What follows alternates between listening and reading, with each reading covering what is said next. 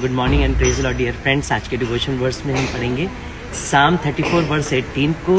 परमेश्वर यहोवा टूटे मन वालों के समीप और पिसे हुए का उद्धार करता है। यदि आज आपको लग रहा है बिखर गए हैं, टूट गए हैं, कमज़ोर हो गए, कोई आपकी बात नहीं सुनता, कोई आपको नहीं समझता, कोई भी आपके पास नहीं खड़ा हुआ है, शायद अपनी मन की बातें अंदर ही अंदर दबा रहे हैं, शायद डिप्रेशन, पैनिक अटैक और एंजाइटी से घिर गए हैं, शायद ये सारी बातें आपको परमेश्वर के पास लेकर जाएंगी, आपको और मुझे नहीं मालूम है। क्योंकि परमेश्वर का वचन कहता है जो बिखर गए हैं, जो टूटे हुए हैं, मैं उनके पास रहता हूँ। एक बार उसे बुलाकर तो देखिए, वो आपके टूटे मन को जोड़ेगा और आपका उद्धार भी करेगा। परमेश्वर पिता जो भी बिखरा हुआ है, जो भी पिता आज टूटा हुआ है, वो यीशु मसीह के नाम में रिस्टोर होने पाए, रिन्यू होने पाए, न्यू क्रिएशन होने पाए और परमेश्वर की उपस्थिति को इसी वक्त, इसी घड़ी अपने पास महसूस करने पाए, यीशु के नाम में। आमीन। God bless.